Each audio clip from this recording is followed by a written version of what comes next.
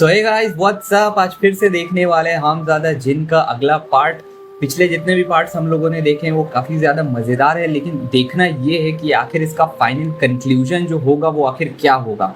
क्या ये जो आदमी है ये पूरी तरीके से ख़त्म हो पाएगा या नहीं। और अगर तुम लोग इस वीडियो पे नए हो तो जाकर सबसे पहले पिछले वाले पार्ट्स को देख कर आओ, क्योंकि इस पार्ट में जो हो रहा है वो तुम लोगों के पल्ले बिल्कुल भी नहीं पड़ेगा। जैसे तुम्हारे एग्जाम्स के क्वेश्चन पेपर नहीं पढ़ते बिल्कुल वैसे ही। तो जाओ और सबसे पहले प्रीवियस पार्ट्स को देख कर आओ, उसके बाद ये वाला वीडियो को शुरू करना। तो चलो देखते हैं कि आखिर इस वाले पार्ट में हमें क्या देखने को मिलता है। So let's see. और अगर ये वीडियो तुम लोग रात में देख रहे हो तो अपने अपने पैजामे के नारे बांध लेना, क्योंकि डर के मारे मूड भी निकल सकती है। चलो स्टार्ट करते हैं वीडियो। अब मैं कई दिनों से इस बोतल में कैद हूँ, लेकिन मेरी हर कोशिश बेकार है। मैं इस वक्त खुद को बदनसीब महसूस कर रहा था। मुझे मेरे किए हुए हर एक बुरे काम याद आ रहे थे। मेरी आंखें नम थी और मैं हर पल खुदा को याद कर रहा था। इसी बीच मेरे बगल वाली बोतल के जिन्न ने मुझसे कहा, निराश ना होइए असलम मियां, अब जल्दी हमें इस कैद खाने से आजादी मिलने वाली है। शाजिया ने निकाह कर लिया है और वो हमल से है। क्या सच में? तो क्या अब शाजिया अपनी पूरी ताकत अपनी बेटी को दे देगी? अभी नहीं, अभी तो कम से कम 10 बरस का इंतजार है। 10 बरस बाद जब उसकी बेटी बड़ी होगी तभी वो सारी शक्ति अपनी बेटी को सौंपेगी। हमारे पास एक ही तरीका है। कैसा तरीका? जब शाजिया के पेट में पल रहा बच्चा 5 महीने का हो जाएगा तब हम शाजिया से छुटकारा पा सकते हैं। उस वक्त वो हम तीनों के सामने कमजोर पड़ जाएगी। हमें बस किसी तरह इस बोतल को नीचे गिराकर तोड़ना होगा। क्या तब तक कोई और रास्ता नहीं? नहीं, हमारे पास इसके अलावा और कोई रास्ता नहीं है। मेरे पास इंतजार करने के सिवा और कोई रास्ता नहीं था। जिस बोतल में एक दिन भी गुजारना मुश्किल था, उस बोतल में मुझे अब 10 साल बिताने थे। मुझे लगने लगा था कि शायद मैं अब कभी भी उस बोतल से बाहर नहीं निकल पाऊंगा। बहरहाल जैसे तैसे 5 महीने बीत गए, लेकिन शाजिया इस खंडर में वापस नहीं आई। दिन बीतते गए और देखते ही देखते 10 साल भी गुजर गए। तभी मैंने उस जिन से कहा, जिन भाई, पूरे 10 साल बीत गए। 10 साल? तो शाजिया का कहीं पता है और ना ही उसकी बेटी का। आखिर वो दिन कब आएगा? वो दिन आ ही गया असलम मियां। शाजिया की बेटी सुल्ताना अब बड़ी हो गई है और अब शाजिया जल्द ही उसे इस जगह पर लाकर अमल करने वाली है, जिसके बाद उसकी सारी शक्तियां उसकी बेटी में चली जाएंगी। ये सुनते ही मेरे चेहरे पर एक हल्की सी मुस्कान आ गई। मेरी डूबती हुई कश्ती को तिनके का सहारा मिल गया था। मुझे ये तो नहीं पता था कि मैं इस बोतल से कब और कैसे आजाद होऊंगा, पर इतना जरूर समझ गया था कि मेरा मौका अब बहुत नजदीक है। हमजाद, मेरी बात सुन पा रहे हो? जी मालिक। मौका नजदीक है, हमें कुछ ना कुछ तो करना ही होगा। हाँ, जहां तक मेरा इल्म बता रहा है, शाजिया और उसकी बेटी आज रात ही यहां पर अमल पूरा करने आएंगी। उसे यहां अकेले ही वो अमल पूरा करना होगा और उस वक्त शाजिया उसके पास नहीं होगी। यही एक मौका है हमारी रिहाई का। लेकिन वो लड़की हमें आजाद क्यों करेगी? अब बस वही सोचना है। जिन भाई, ये तो बता दो कि वो बच्ची कैसी है, मतलब उसका मिजाज कैसा है? वो अपनी माँ शाजिया की तरह तो बिल्कुल नहीं है। बहुत शांत और नर्म दिल की है। उससे एक जानवर की मौत तक देखी नहीं जाती। लेकिन एक दिक्कत है, झूठ और फरेब को वो बहुत दूर से ही भाव ये जिनने बोतल में रहते ही रहते और कुछ पता लगा लिया। पर नर्म दिल की है। उस जिन्न की बातें सुनकर मैं सोच में पड़ गया। आखिर उस लड़की को अपनी बातों में कैसे फुसलाया जाए। मुझे ये समझ आ गया था कि सुल्ताना एक चालाक और शातिर लड़की है, और कैसे नहीं होती, शाजिया का खून जो ठहरा। तभी मैंने उस जिन्न की तरफ देखा, ये सोचकर कि शायद उसे कोई रास्ता सूझ रहा हो, पर वो मेरी तरफ देखते ही बोल पड़ा, नहीं मियां, अब तक मुझे कोई रास्ता नहीं मिला है, पर कुछ ही देर में हम कुछ ना कुछ रास्ता निकाल लेंगे। ये माइंड रीड कर सकता है ये। पर हमेशा ये लगा कि शायद सुल्ताना इस फरेब को आसानी से पकड़ लेगी। तभी हमजाद ने मुझे एक तरकीब बताई। मेरे आका, हमें सुल्ताना को उकसाना होगा। लेकिन उससे क्या होगा? हमजाद ने बताया कि सुल्ताना के जज्बातों को उसी के खिलाफ इस्तेमाल किया जाए। उसने जिन्न से कहा कि वो सुल्ताना को इतना उकसाए कि वो अपने गुस्से और अहंकार में आकर बोतल का ढक्कन खोल दे, और इसी मौके का फायदा उठाकर यहां से आसानी से बाहर निकला जा सकता है। मुझे हमजाद की यह तरकीब पसंद आई, पर यह तरकीब कितनी सफल होगी इसका मुझे कोई अंदाजा नहीं था। हम तीनों की उम्मीद अब सुल्ताना पर टिकी थी। वही एक थी जो हमें यहां से आजाद करवा सकती थी। हम ये सब बातें सोच ही रहे थे कि तभी अचानक शाजिया वहां आ गई। वो बेहद गुस्से में नजर आ रही थी। इससे पहले कि हम उसे कुछ कह पाते, शाजिया ने गुस्से से जिन्न की तरफ देखते हुए कहा, तुम खुद को बड़ा होशियार समझते हो जिन।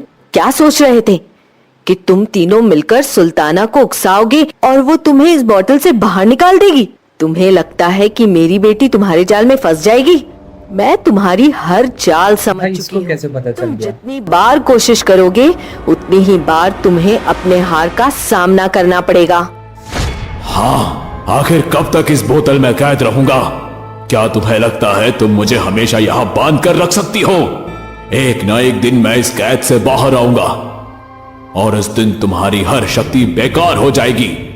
तुम्हारे बनाए हुए जाल मुझे रोक नहीं पाएंगे। ऐसी बात है तो मैं तुम्हें एक मौका जरूर देना चाहूंगी इस बोतल से आजाद होने का।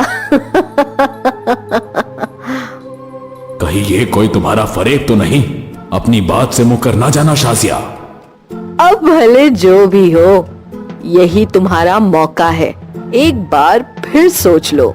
तुम्हारी चुनौती मुझसे है। अगर तुम मुझे हरा सके तो तुम आजाद हो जाओगे, लेकिन अगर हार गए तो तुम्हारा इससे भी बुरा हाल होगा। मुझे मंजूर है।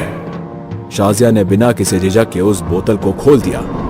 जैसे ही वो जिन्न बोतल से बाहर आया, उसका जिस्म देखते ही देखते बड़ा और फौलादी हो गया। मैंने कभी सोचा भी नहीं था कि छोटी सी बोतल में कैद रहने वाला जिन्न इतना विशाल और भयानक हो सकता है। तूने बहुत बड़ी गलती कर दी शाजिया।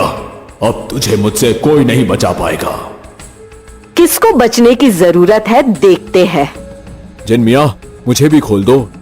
रुको, पहले इस बेमुरवत लड़की के होश ठिकाने लगाता हूं। जिन्न ने शाजिया पर हमला किया।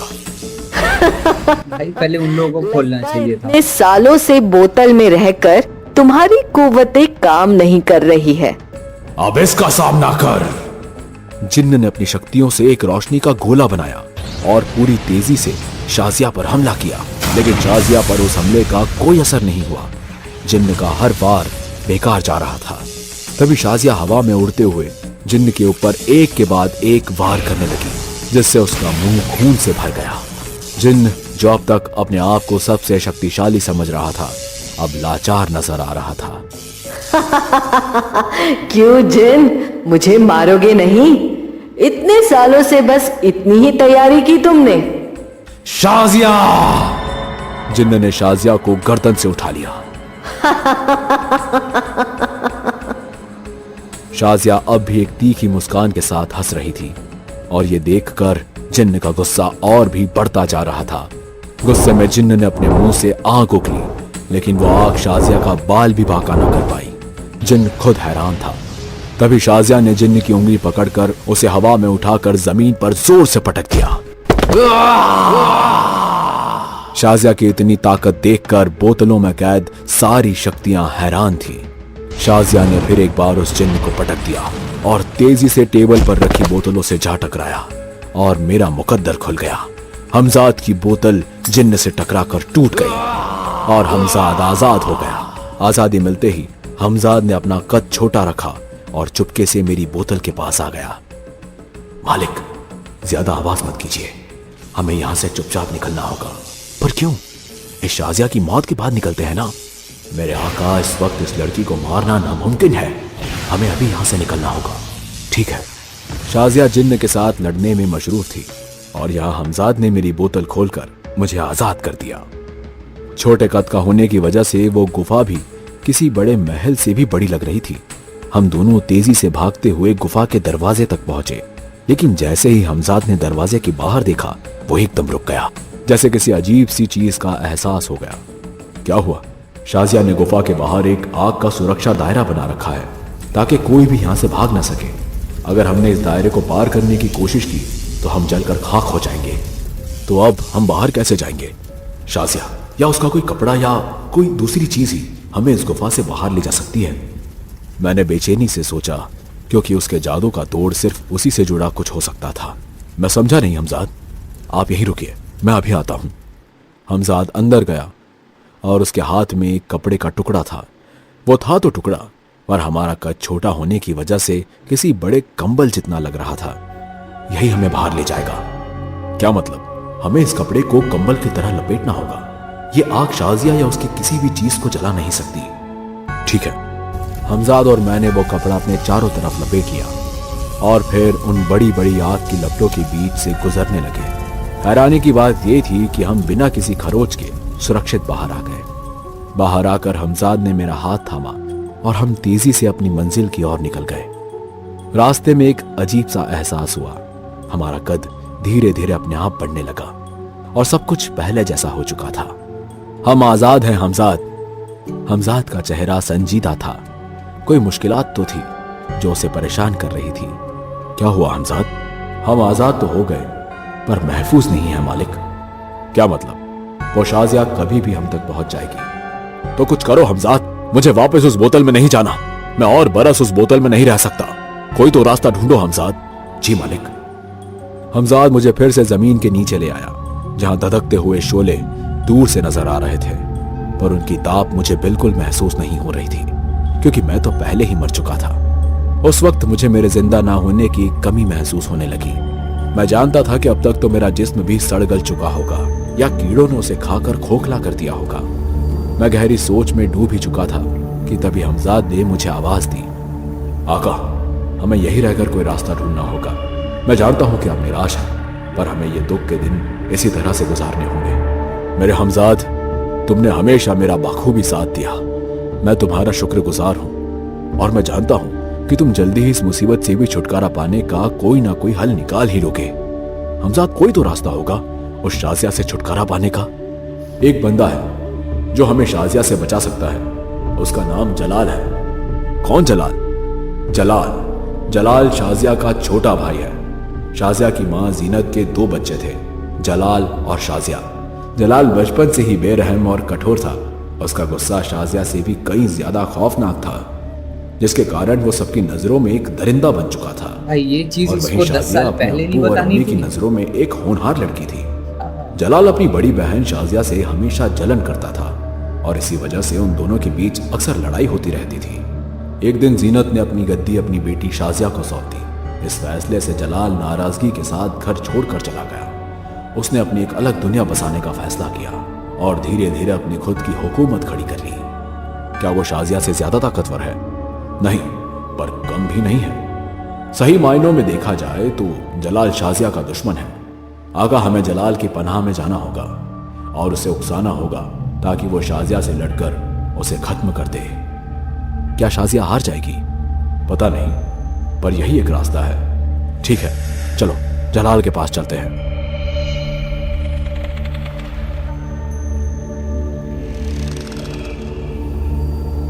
हमजाद मुझे जलाल के कमरे में ले गया। कौन हो तुम और यहाँ क्या कर रहे हो? मदद, मुझे आपकी मदद चाहिए जलाल साहब। कैसी मदद? मुझे और मेरे हमजाद को आपकी बड़ी बहन शाजिया ने पिछले 10 सालों से बोतल में कैद करके रखा था साहब। और आज बड़े मुश्किल से अपनी जान बचाकर आपके पास आया हूँ। रहम कीजिए, मुझे आपके यहाँ पनाह दे दीजिए। मैं वापस उस बोतल में कैद नहीं होना चाहता साहब। मेरी पनाह में? जी साहब, अब आप ही हैं जो मुझे शाजिया से बचा सकते हैं। आपकी कुव्वतों के आगे शाजिया कुछ भी नहीं है। पर ये बताओ, उसने तुम्हें कैद क्यों किया था?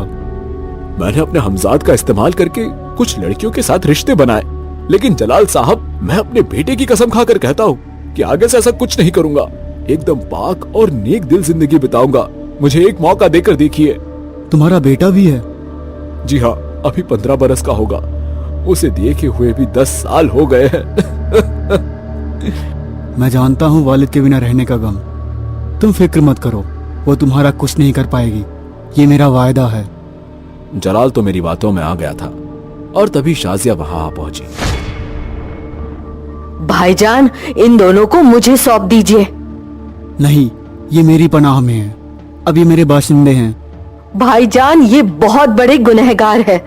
जानता हूँ इसने क्या क्या गुनाह किया है, पर इसे सुधरने का एक मौका तो मिलना चाहिए साजिया। पर भाईजान। पर वर मैं नहीं जानता साजिया। तुम इन दोनों का कुछ नहीं करोगी, ये मेरा हुक्म है। शाजिया की आंखों में आग धधक रही थी। वो गुस्से से अपने भाईजान की ओर देख रही थी। अगर तुम्हें इन्हें यहाँ से ले जाना है तो तुम्हें मेरा सामना करना होगा शाजिया। मुझे कबूल है भाईजान। शाजिया और जलाल के बीच एक भयानक जंग शुरू हो गई। शाजिया ने अपना पहला हमला किया और जलाल जमीन पर गिर गया। मुझे एक पल के लिए लगा कि जलाल कमजोर पड़ गया और तुरंत ही उसने उलटवार कर शाजिया को जादुई बेड़ियों में कैद कर लिया। शाजिया ने पूरी ताकत लगाई और वो बेड़ियां तोड़ दी। गुस्से से भरी शाजिया ने जलाल को हवा में उछालकर इधर उधर पटकना शुरू कर दिया। भाईजान हार मान लीजिए। हरगिज नहीं मानूंगा। जलाल ने शाजिया को बर्फ में जमा दिया, लेकिन शाजिया ने तुरंत ही जलाल पर आग बरसा दी। दोनों एक के बाद एक प्रचंड हमले करते जा रहे थे। मुझे अंदाजा था कि जलाल शाजिया के सामने ज्यादा देर तक टिक नहीं पाएगा। मैंने अपने हमजाद को इशारा किया और वो जलाल के जिस्म में घुस गया। अब जलाल और भी खूंखार लग रहा था। उसने शाजिया की गर्दन पकड़ ली और एक ही झटके में उसका हाथ उखाड़ दिया। ये नजारा देखकर मेरी आंखों में चमक और चेहरे पर मुस्कान लौट आई। शाजिया का उखड़ा हुआ हाथ एक झटके में वापस उसके शरीर से जुड़ गया। इसी बीच हमजाद जलाल के शरीर से बाहर आ गया। शाजिया ने मौका देखते ही जलाल का सिर धड़ से अलग कर दिया, लेकिन उसका सिर भी तुरंत वापस उसके धड़ से जुड़ गया। दोनों के बीच की ये लड़ाई अब एक असीम शक्ति की टक्कर बन चुकी थी, जिसमें हर बार बेकार जा रहा था। भाईजान आप जिसे बचा रहे हैं उसने चाचा जान को मारा है। क्या? जलाल आधे सांप और आधे इंसान में बदल गया और शाजिया ने भी वही रूप ले लिया। मैंने इतना भयानक मंजर अपनी जिंदगी में कभी नहीं देखा था। जैसे ही हमने वहां से भागने की कोशिश की, वो दोनों हमारी तरफ तेजी से बढ़ने लगे। जलाल साहब मुझे माफ कर दीजिए, मैंने जानबूझकर कुछ नहीं किया। मैंने उनसे बहुत कुसामत की कि वो मुझे इस बार बख्श दे, पर उन दोनों ने मेरी एक न सुनी। शाजिया ने हमजाद को जकड़ लिया और जलाल ने मुझे। फिर बिना किसी रहम के शाजिया ने हमजाद को निगल लिया और जलाल ने मेरी रूह को धुएं में तब्दील कर दिया। खत्म। मेरी जिंदगी हमेशा के लिए बस कहानियों का एक हिस्सा बनकर रह गई और यही मेरी कहानी का अंत था। ओके, तो फाइनली ये जो स्टोरी है यहाँ पर एंड हो जाती है। ये स्टोरी की एंडिंग देखो बहुत लोगों को अच्छी लग भी सकती है, बहुत लोगों को अच्छी नहीं भी लग सकती है, क्योंकि अगर चीज़ों को आप लोगों को ऐसे ही ख़त्म करना था तो शायद बहुत पहले कर देना चाहिए था। इस तरह की एंडिंग शायद इस पार्ट में आकर डिजर्व नहीं करता कोई। मुझे ये लग रहा था कि शायद और भी हमें इससे अच्छी एंडिंग देखने को मिले, बट बहरहाल कोई बात नहीं, काफ़ी अच्छी तरीके से इस चीज़ को एंड किया गया। तो मुझे कमेंट सेक्शन में ये ज़रूर बताना कि तुम लोगों को हमजाद की ये वाली पूरी सीरीज़ कैसी लगी। अगर मुझसे पूछोगे तो मुझे 50-50 लगी। पहले के जो 3-4 पार्ट्स थे उसमें ऐसा लगा कि हाँ ये थोड़ा स्टोरी जो है हाइप कर रही है अपनी एंडिंग की तरफ, लेकिन जब एंडिंग पर आई तो मुझे ऐसा नहीं लगा कि यार मतलब इस स्टोरी को और भी बेहतर एंडिंग दी जा सकती थी। तो इस वाली वीडियो को यहीं पर एंड करते हैं। मिलेंगे तुम लोगों से किसी और नई वीडियो में, तब तक के लिए